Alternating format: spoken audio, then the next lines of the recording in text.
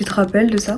Amour sucré était le jeu de simulation de drague auquel la grande majorité des filles ont joué au collège. T'avais 11-12 ans et t'incarnais une lycéenne qui tentait de séduire différents mecs à la fois, tout en gérant tes relations amicales et les péripéties quotidiennes. Il y avait Nathanaël, Castiel, Lisandre, bref, tu t'imaginais dans la vie de quelqu'un d'autre. Tu t'inventais un nom, une personnalité. Tu t'habillais comme le personnage que tu as inventé et qui te représente. Et tu t'imaginais une love story fictive avec des gens qui n'existent pas dans la réalité et qui honnêtement sont très loin des standards dans la réalité. Mais hey, c'était fun, non? Ensuite, ou en même temps, il y a eu Wattpad. Cette appli où tu pouvais lire ou écrire des histoires et les partager avec une audience chapitre après chapitre. Il y avait de tout sur Wattpad. Des thrillers, des mariages arrangés, des fanfictions avec des personnages d'animés, de sport, des stars. Vous vous rappelez de l'époque avec Harry Styles? Je parle de ça. Mais surtout, beaucoup de love story. Et dans ces histoires, il y avait énormément de contenu érotique. Sur Wattpad, il y avait des descriptions explicites de scènes sexuelles, hétérosexuelles, homosexuelles, incestueuses. Ceux et celles qui étaient dans les méandres de Wattpad savent exactement de quoi je parle. Il y avait même des livres pornographiques. Non, parce que tout était accessible sur Wattpad. Et à un moment donné, il y a eu cette expérience quasi universelle où à force de lire des histoires, tu as fini par te représenter, à te mettre à la place des personnages. Quand le personnage principal faisait quelque chose de problématique à l'héroïne, tu t'énervais, comme si toi aussi tu étais concerné. Puis à un moment donné, ça a dépassé le simple stade d'avoir ces émotions involved dans l'histoire, où la barrière entre le lecteur et le personnage a été brisée. C'est le moment où la lectrice, toi, devenait le personnage principal. Tu vivais, ressentais, imaginais toutes les scènes et même les scènes sexuelles qui étaient explicitement décrites dans ces livres. C'était plus Zainab ou Lucie qui vivait ces choses, c'était toi. Et tout ça s'est amplifié plus tard avec l'ère de Webtoon. Là, c'est devenu plus simple. Avec Webtoon, t'avais des images que tu ne pouvais pas lire dans les transports en commun sans risquer de te faire insulter ou de te faire critiquer par les mamies qui étaient dans le transport. À force de lire, à force d'expérimenter au travers de quelqu'un d'autre, tu as cessé de seulement vivre au travers, tu as commencé à inventer tes propres histoires dans ta propre tête, dans ton propre monde, dans ta propre imagination. C'est devenu inintéressant ou insatisfaisant de lire des histoires sans qu'il n'y ait de représentation de contenu sexuel. C'est la raison pour laquelle aujourd'hui je ne peux pas te permettre de lire des livres qui ne sont pas dans la catégorie Young Adult parce que tu t'ennuies, tu es habitué à voir des choses plus explicites. Donc c'est devenu du contenu pour les enfants. Alors tu as commencé à imaginer tes propres histoires. Je parle d'imaginer des scènes fictives en dehors de tout livre, en dehors de tout support, qu'il soit physique ou numérique. Des scénarios dans lesquels tu es soit le personnage principal, soit le rédacteur externe. Des scènes où tu t'imagines en couple, leur rencontre, comment ils apprennent à se connaître et les rapports sexuels entre eux. Tu décris explicitement dans ton âme tout ce qui se passera. Au point où des fois, parce que tu dois faire autre chose, tu stoppes ton imagination, tu vaques à tes occupations et ensuite, quand tu as du temps, tu reviens pour terminer l'histoire que tu as imaginée dans ton esprit. Comme avec Amour sucré, tu as imaginé une personne idéale, une amie idéale, un homme idéal que tu as bâti selon les standards que tu as établis. Tu lui as donné un nom, une personnalité, une façon de réfléchir, une vie. Tu t'imagines ta vie avec ce personnage fictif que tu as créé dans ton esprit. À un stade plus poussé, tu en viens même à comparer les personnes qui sont autour de toi avec ce personnage ou ces personnages que tu as établis dans ton esprit comme étant une forme de standard, même si tu ne le diras jamais que c'est un standard. Ta fantaisie s'est établie dans ton esprit depuis au moins, pour la grande majorité, entre 11 et 12 ans. Et le problème, c'est qu'elle n'a rien d'innocente. Peu importe ta croyance, ton âge ou ton ethnicité, si cette description te concerne, même en partie, tu es influencé, reçois des suggestions ou est habité par un esprit de fantaisie. Et il est en train de détruire ta vie. Qu'est-ce que l'esprit de fantaisie? À l'origine, avant la fantaisie, il y a juste l'imagination. Parce que nous avons été créés à l'image de Dieu, l'homme a la capacité, comme Dieu, de créer des choses, d'avoir des idées, de faire naître des innovations, de créer des histoires en partant de notre imagination. Quand Dieu crée le monde, il dit que la lumière soit. La lumière n'existait pas de façon matérielle, de façon tangible avant qu'il n'ouvre la bouche et qu'il déclare ce qui existait déjà en lui. Dieu a vu la lumière et il l'a appelée à l'existence. Dieu a vu les poissons de toute forme, de toute taille, de toute espèce, avant même qu'elle n'existe dans le monde matériel. Il a déclaré que la mer fasse naître ces poissons et ils sont apparus. Dieu a fait sortir de sa capacité de création, de son imagination, des éléments qu'il a ensuite amenés dans le monde tangible. Dès lors, l'imagination n'est pas quelque chose qui en soi est problématique. Ce n'est pas quelque chose qui n'est pas propre à l'homme et qui est nécessaire même à l'évolution du monde, de la société, de la créativité. Imaginez des choses qui rendront visible sur la terre l'image de Dieu au travers d'idées innovantes. C'est divin. Le désir de l'homme de créer est la trace du divin en lui. Le désir de l'homme d'imaginer et d'ensuite appeler à l'existence ce qu'il a imaginé est la trace du divin en l'homme. Cependant, la fantaisie est une imagination distordue et souillée. Littéralement, le mot fantaisie signifie avoir une limitation sans borne, sans limite. Et le terme borne est extrêmement important parce que l'imagination se préserve, parce que l'imagination se protège. Elle est comme un territoire qui doit être gardé. Elle est comme un territoire qui doit être protégé parce que l'imagination a une puissance créatrice. Et le fait qu'elle soit sans limite, le fait qu'elle soit sans bornage, le fait qu'il n'y ait rien pour l'encadrer, donne l'accès au territoire. Écoute-moi bien s'il te plaît. Ton imagination peut être infestée. Ton imagination peut être influencée. Ton imagination peut être accessible parce qu'elle relève du domaine de l'esprit, parce qu'elle relève d'un monde qui n'est pas tangible. C'est la raison pour laquelle la fantaisie, parce qu'elle est une imagination sans bornage, sans limite, est facilement influencée, accessible par d'autres types de vies qui ne sont pas humaines, qui peuvent distordre cette imagination. Si la plupart des hommes ont des problèmes de pornographie, la plupart des femmes ont des problèmes de fantaisie. Et je sais que cette phrase va t'offenser, mais ce que tu décris dans ton imagination est aussi raw, est aussi cru, est aussi problématique que ce qui est imagé dans la pornographie. Tu te dis que c'est dans ton imagination, c'est plus légitime, c'est plus acceptable. Toi, lorsque tu t'imagines ces choses, tu n'es pas sur un écran. Tu es sûr que tes personnages sont consentants. Mais l'imagination est un écran. L'imagination est un écran qui te permet de projeter les désirs cachés de ton âme. Ton âme, le siège de tes émotions, de ton intelligence, de tes désirs, de tes peurs, de tes craintes, de tes traumatismes, de ton environnement, influe sur ton imagination et révèle ce qui est caché en toi et révèle ce qui t'anime. En réalité, l'état de ton imagination révèle l'état de ton âme. L'état de ton imagination révèle les inclinaisons de ton âme. L'état de ton imagination révèle donc si les barrières ont été franchies, si les barrières du territoire de ton imagination ont été colonisées, ont été influencées. Comme je l'expliquais tout à l'heure, sans bornage, sans limite, le territoire de ton imagination devient accessible au monde spirituel. Peut-être que toi, tu voulais juste imaginer des choses pour penser à autre chose, pour te sortir de la routine dans laquelle tu es. Mais le monde spirituel n'est pas un monde de bisounours. Le monde spirituel n'est pas un monde qui s'intéresse à comment tu y as accès. Pour toute personne qui pratique de la spiritualité, ou même si ça ne t'intéresse pas du tout et que tu es tombé sur cette vidéo, à chaque fois que tu imagines quelque chose, tu l'imagines dans un monde, tu l'imagines dans un ordre qui n'est peut-être pas tangible mais qui existe. Et cet ordre répond à des règles. Et à chaque fois que ton imagination est sans bornage, est sans limite, elle est accessible à des esprits, elle est accessible à des démons, elle est accessible à des esprits qui peuvent influencer ton raisonnement, ta façon de penser et qui tu deviens. Parce que l'imagination est le reflet de l'état de ton âme, donc de l'état de ta personne, simplement. L'esprit de fantaisie est donc l'esprit qui t'emmène à avoir une imagination distordue, à t'imaginer des choses dans ton esprit, à faire des représentations et à y croire, à vivre dans un monde déconnecté de la réalité. Le problème est que l'esprit de fantaisie n'est qu'un esprit véhicule qui permet l'entrée et l'accès d'autres esprits parce que le territoire de ton imagination n'est pas gardé.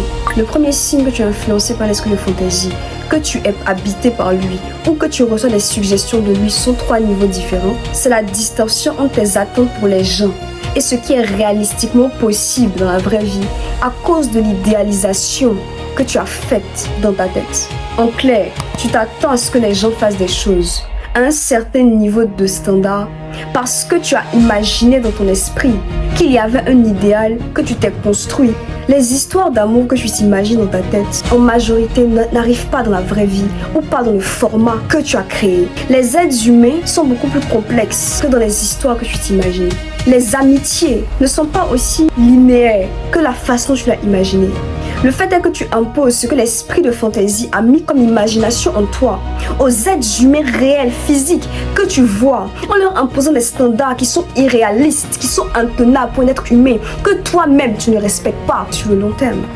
Il y a un déphasage entre ce que tu imagines dans ton monde et ce que le monde propose réellement. La deuxième conséquence, c'est que tu peux facilement perdre tes relations, perdre tes amitiés, perdre les personnes qui sont autour de toi, perdre tes relations amoureuses, perdre tes relations familiales, Parce que la distorsion de ton imagination t'empêche de voir les gens réellement tels qu'ils sont. Il y a comme un voile sur tes yeux qui te donne d'interpréter les relations, d'interpréter les réactions, d'interpréter les pensées des gens d'une façon qui est distordue.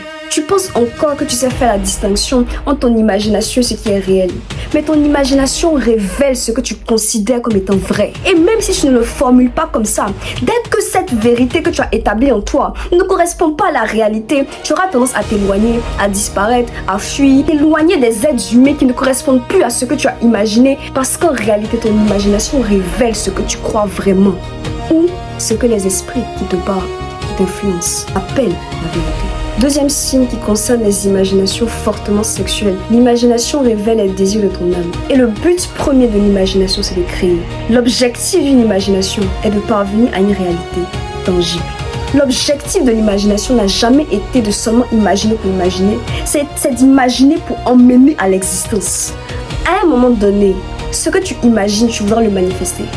Ça peut prendre du temps. Et quand je dis du temps, je parle d'années. La volonté de réalisation des imaginations va peut-être prendre du temps, mais elle viendra. Et une des manifestations que l'imagination est en train d'arriver, d'aller vers l'existence, ce sont tes rêves.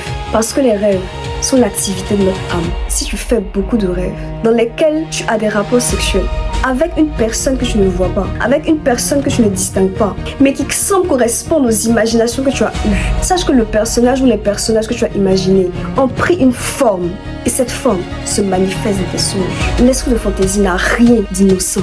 Ça n'a rien parce que je sens qu'à ce stade, tu vas sûrement penser que j'exagère, que je suis en train d'ajouter des éléments juste pour te convaincre de quelque chose qui n'est pas forcément réel. Pourtant, l'état de ta vie le témoigne. L'homme a une capacité de créer au travers de ce qu'il imagine, ce que tu as façonné dans ton esprit, ce que tu as bâti en toi, ce que tu as élevé comme système, ce que tu as créé et ce qui arrivera.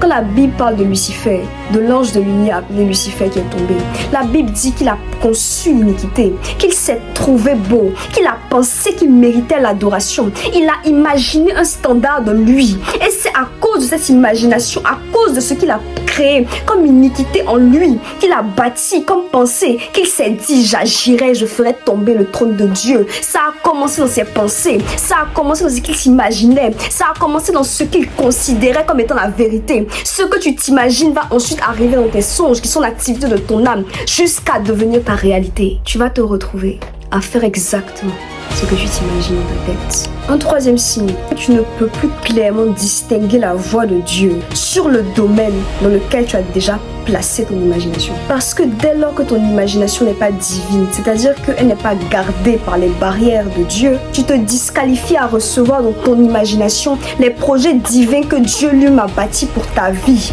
Tu les remplaces par ce que toi seul as bâti comme projet et tu te disqualifies à pouvoir amener à l'existence les projets que Dieu a bâtis pour toi. Ce que j'essaie de dire de façon claire, l'imagination que tu as dans le domaine de ton mariage, dans le domaine de l'amour, dans le domaine de l'impact, du type d'impact que tu dois avoir. Tu veux devenir célèbre, tu veux devenir grand, tu veux que des marques te contactent, tu veux te faire un nom, tu veux X ou Y et tu t'imagines les moyens d'y arriver. Tu te vois avec une certaine stature, avec certains vêtements, avec un certain type de personne. Cette imagination-là, si elle ne relève que de ta volonté, pas de ce que Dieu a décidé, te disqualifie à obtenir le projet que lui a prévu parce que tu auras déjà formulé dans ton âme tes propres projets. Et comme le but de l'imagination est d'appeler à l'existence, c'est comme si tu mets un signal dans le monde spirituel. Voici ce que je suis en train de bâtir. Voici ce que je suis en train de créer. Je vais amener à l'existence bientôt cela. Tu ne peux plus recevoir dans ton imagination même les projets de Dieu. Tu ne peux plus recevoir plutôt dans ton imagination pour l'emmener ensuite à l'existence les projets de Dieu, les plans de Dieu, les exploits qu'il a prévus pour toi parce que autre chose a pris la place. L'esprit de fantaisie détruit ta destinée. Tu ne sais même plus. Tu ne t'en doutes tellement plus que c'est difficile pour toi d'entendre ce que je suis en train de dire. Il y a encore plusieurs signes, mais tu n'as pas besoin d'attendre de les manifester tous pour te rendre compte que l'esprit de fantaisie t'influence. Dès lors que tu t'imagines des scènes au point où tu crées des histoires et que tu dois revenir sur ces histoires, l'esprit de fantaisie déjà commence à t'influencer. Et ce n'est que des questions de niveau d'influence. Mais si quelque chose t'influence, si quelque chose est établi en toi, cette chose produira nécessairement les fruits. N'attends pas que les fruits soient produits. Tu dois arracher la graine. Et c'est cela la première étape pour être libéré de l'esprit de fantaisie. L'esprit doit être chassé. Tu dois faire une déclaration. Tu dois prendre autorité sur cet esprit. Alors à ce stade, il est nécessaire pour moi de te parler de Jésus-Christ. Parce qu'en termes de puissance, en termes de transformation, en termes de libération de captifs, en termes de délivrance, il n'y a aucune autre puissance plus élevée, supérieure que celle de l'autel de la croix, supérieure que celle de Jésus-Christ. Si tu veux passer cette étape et utiliser d'autres formes de spiritualité, ta délivrance sera partielle. Elle durera peut-être une année, elle durera peut-être un mois et l'esprit reviendra. Puisque ces autres formes sont également dans un registre qui n'est pas de Dieu. D'autres esprits qui ne sont pas de Dieu ont le droit de pouvoir continuer à te malmener parce qu'ils sont de la même famille. Ils ne vont pas se battre entre eux, ils ne vont pas se détruire entre eux. La seule puissance qui est capable de te libérer de façon totale s'appelle la puissance de la croix, s'appelle le sang de Jésus-Christ. C'est la raison pour laquelle tu dois mettre une pause à cette vidéo et répéter exactement ce que je vais te dire. Je déclare que tout esprit de fantaisie soit chassé de mon âme, de mon esprit, et que tout esprit qui influence et distord mon imagination soit chassé dans le nom de Jésus-Christ et que je sois libéré. Tu dois prendre autorité. Tout ce sur quoi tu ne prends pas autorité prendra autorité sur toi. Tout ce sur quoi tu ne prends pas autorité prendra autorité sur ta vie. Si ton imagination est souillée, tu as vu qu'il y a beaucoup de conséquences à cela.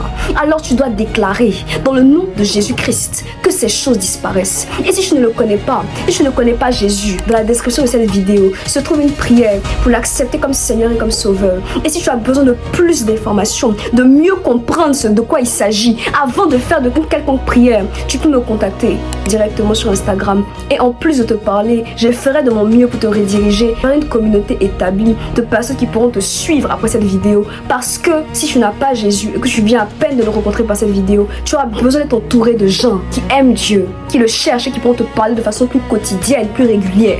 Ok? C'est extrêmement sérieux. Ta vie peut changer aujourd'hui.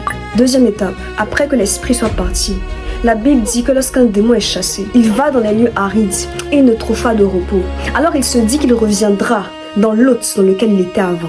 Donc l'esprit va essayer de revenir en toi. La Bible dit que lorsqu'il trouve la maison propre, balayée et ornée, il revient s'installer. Ça veut dire qu'il n'y a pas le Saint-Esprit de Dieu qui habite en toi. Même si l'esprit est chassé, mais que tu n'acceptes pas Dieu comme Seigneur et Sauveur, le Saint-Esprit ne pourra pas venir habiter en toi, de sorte qu'il repousse par sa puissance tout autre esprit qui n'est pas de lui. Il est nécessaire que tu viennes à Jésus. Troisième étape. La Bible dit en Philippiens 4, le verset 8 à 9. Enfin, frères et sœurs, portez vos pensées sur tout ce qui est vrai, tout ce qui est honorable, tout ce qui est juste, tout ce qui est pur, tout ce qui est digne d'être aimé, tout ce qui mérite l'approbation, ce qui est synonyme de qualité morale, ce qui est digne de louange, ce que vous avez appris, reçu et entendu de moi et ce que vous avez vu de moi. Mettez-le en pratique et le Dieu de la paix sera avec vous. Tu dois enfin appliquer la discipline de tes pensées. Si Dieu prenait tes pensées et les regardait comme s'il était en train de regarder la télé, qu'est-ce qu'il ferait? L'imagination a une telle force créatrice que le diable fait tout pour la polluer. Donc peut-être qu'il y a de la tristesse en toi parce que tu te dis que tu n'arriveras plus à imaginer. Mais Dieu peut positionner ses imaginations en toi. Dieu peut positionner ses histoires en toi. Dieu peut positionner ses innovations en toi. Et en fait, il y a un monde où après avoir brisé l'étape de l'esprit de fantaisie, tu pourras avoir accès à une autre dimension d'imagination divine cette fois. Tu dois prendre la discipline de poser tes pensées sur ce qui honore le cœur de Dieu, ce qui honore les envies de Dieu. Et tu auras une imagination renouvelée, transformée. Mais c'est un travail continuel. C'est un travail que tu dois faire. C'est une discipline que tu dois t'imposer pour que ta vie prospère. Il faut qu'elle prospère comme prospère l'état de ton âme et ton imagination révèle l'état de ton âme. L'esprit de fantaisie a gagné beaucoup d'entre nous très tôt, trop tôt. Ce qui fait que ça peut être difficile de passer à autre chose. Mais il n'y a rien que le sang de Jésus ne puisse faire qui soit difficile. Alors aujourd'hui, déclare ta délivrance. Parce que tu as besoin d'avoir une intelligence renouvelée pour que la gloire et les exploits qui doivent sortir de toi sortent. Et crois-moi, il y en a beaucoup. Il y a beaucoup de choses extraordinaires que Dieu va faire par ta vie. Mais ça commence par une décision aujourd'hui. Maintenant. Pas dans 2 heures. Maintenant. Coupe la vidéo. Prie. Et laisse Dieu se glorifier dans ta vie. Partagez cette vidéo au maximum de personnes. C'est une urgence. Il y a tant de vies qui sont détruites parce que leur imagination est souillée. Garde tes pensées. Que Dieu te bénisse. On se retrouve la semaine prochaine pour une nouvelle vidéo. Bye!